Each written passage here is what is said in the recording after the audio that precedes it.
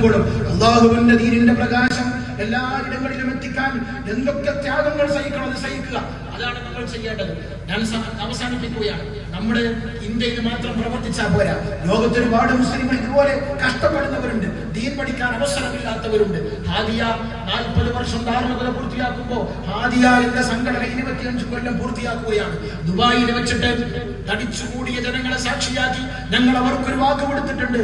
ലോകത്തൊരിടത്തും ഒരു മനുഷ്യനും ഒരു കുഞ്ഞും ഒരു മുതിർന്നവരും പഠിക്കാൻ സൗകര്യമില്ലാത്തതിന്റെ പേരിൽ പഠിക്കാതിരിക്കുന്നില്ല എന്ന് ഉറപ്പുവരുത്തേണ്ട ഉത്തരവാദിത്തം ഹാദിയ ഏറ്റെടുക്കുകയാണ്. ആസാമിലും ബംഗാളിലും മാത്രമല്ല, ആഫ്രിക്കയിലെ നൈജീരിയയിൽ, അതുപോലെ ലണ്ടനിൽ നോർവിച്ചിൽ ദാറുൽ ഹുദയുടെ മക്കൾ ഉദവികൾ മദ്രസകൾ തുടങ്ങുകയാണ്.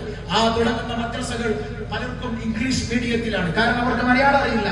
അപ്പൊ ഹാദിയയുടെ അൽ ഹിദായ എന്ന ക്രിസ്ത്യൻ സെന്ററിൽ ഞങ്ങൾ ഒരു മദ്രസ തുടങ്ങി.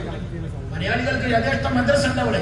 പക്ഷേ ഈ ഫിലിപ്പീൻസിൽ നിന്ന് വരുന്ന, ആഫ്രിക്കൻ രാജ്യങ്ങളിൽ നിന്ന് വരുന്ന, യൂറോപ്പിൽ നിന്നും അമേരിക്കയിൽ നിന്നും വരുന്ന, ഉസ്ബെക്കിസ്ഥാനിൽ നിന്ന് വരുന്ന, റഷ്യയിൽ നിന്ന് വരുന്ന കുഞ്ഞുങ്ങൾക്ക് മതം പഠിക്കാൻ സൗകര്യമില്ല. ഞങ്ങളൊരു മദ്രസ തുറന്നു. ഇംഗ്ലീഷ് മീഡിയത്തിലാണ് ആ മദ്രസ. 21 രാജ്യങ്ങളിലെ 502 വിദ്യാർത്ഥികൾ അവിടെ വരുന്നു. മലയാളികൾ ഒരു കുട്ടി പോലും ഇല്ല. അവരവിടെ വന്ന് ഇസ്ലാമിന്റെ മനോഹരമായ സിലബസ് പഠിച്ചുകൊണ്ട് അവർ പുറത്തു പോവുകയാണ്. അബുദാബിയിലെ 160 കുട്ടികളുണ്ട്.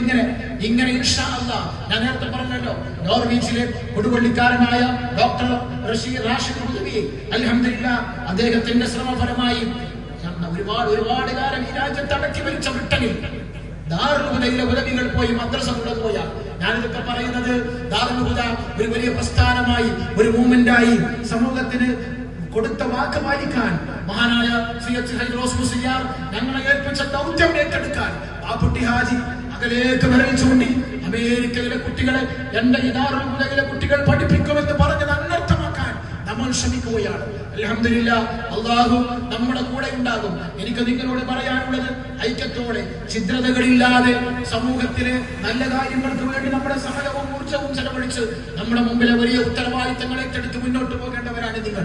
ലൈബ്രറികളിൽ നിന്ന് നിങ്ങൾ എഴുന്നേറ്റ് വരരുത്. പുസ്തകങ്ങളെ നിങ്ങൾ കയ്യിൽ പിടിക്കണം, പേര് നിങ്ങൾ കയ്യിൽ പിടിക്കണം.